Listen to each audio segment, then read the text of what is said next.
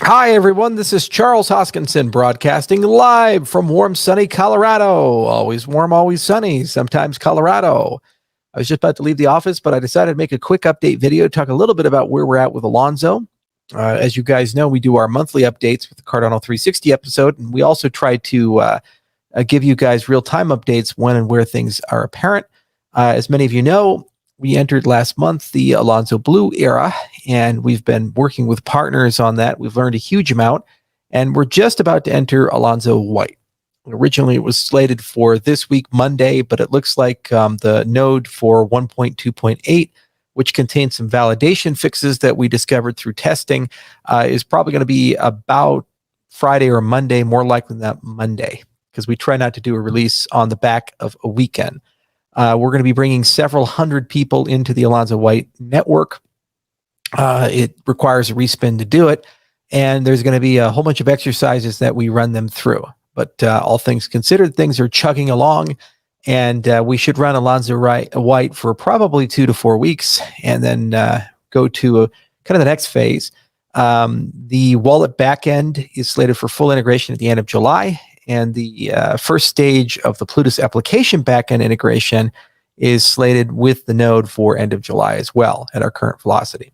Then there's a Daedalus integration that needs to be done. Typically takes about 2 weeks, 1 to 2 weeks. So we think probably August 9th is when that's going to occur. And then there'll be some announcements and statements we make at the Cardano 360 episode at the end of this month about specifically what does that mean for the Hard Fork Combinator event to turn on Alonzo. So things are looking good. We've discovered standard bugs you would expect to discover and integration issues you'd expect to discover along the way. But we're working our way through them as always. And, they were following a pretty rigorous QA process, but things overall are fairly stable. The development ecosystem is quite large. It's kind of bizarre. The crypto media and people over Twitter have decided to make an issue out of a tweet where I predicted that there were going to be many assets on Cardano and many dApps on Cardano by end of July in about a year's time.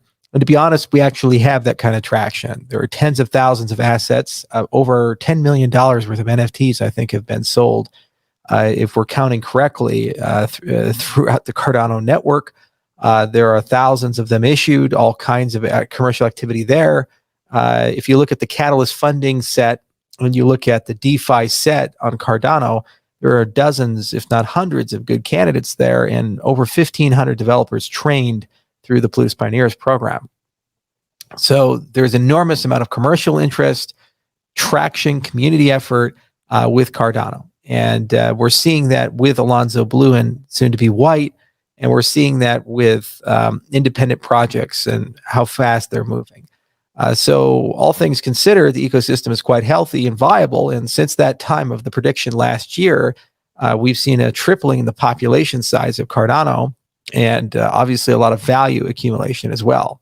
We're the number one stake network in the entire space, number one for commits, and we have a humongous population in every social channel from Reddit to Telegram, and a lot of excitement and activity, and recently even got accepted in Grayscale's fund.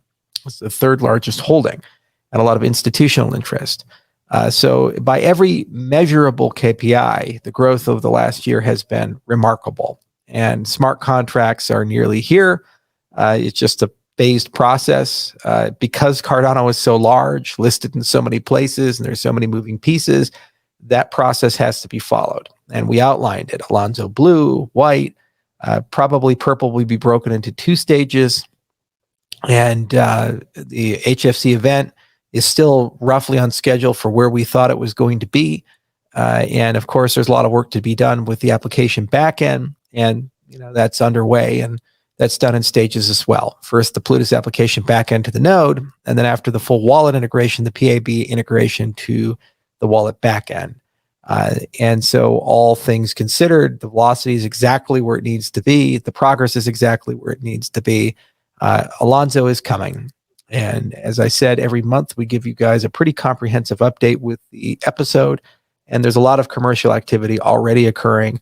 And we expect to see significantly more activity over the next 90 days. The Goguen Summit has been announced. We said September of 2021. And the location physically, I believe, will be University of Wyoming. And there will be a hybrid event with a digital location as well. And we'll showcase a lot of the great things that are being done. Those who levy criticism at this project are either misinformed or malicious at this point. Cardano remains one of the fastest growing, most stable, most mature, and systematic of cryptocurrency projects.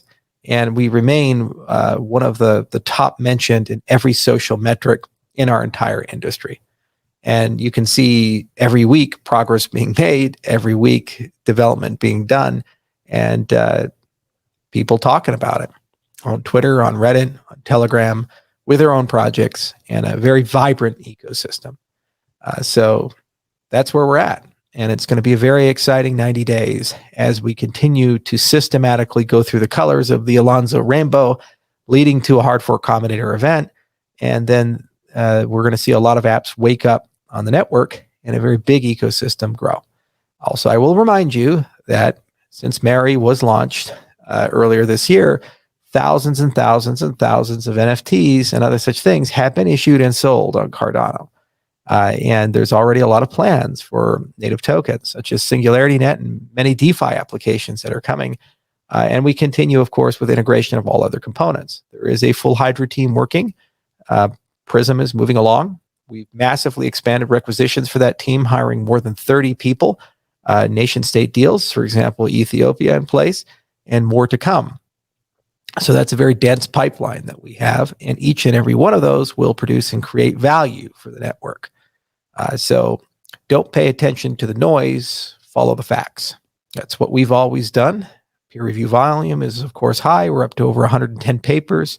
Omega's in progress. We already released the Mithril paper.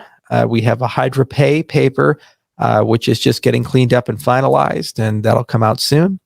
And we continue to make progress on stablecoin research.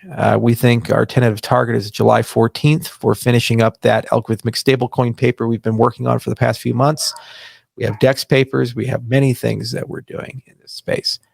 Okay, so I look forward to seeing everybody at the end of the month for the Cardano 360 update. And thank you to all the people participating in the first cohort of the Blues Pioneers program. Thank you for all the people in the second cohort of the program, which is currently underway.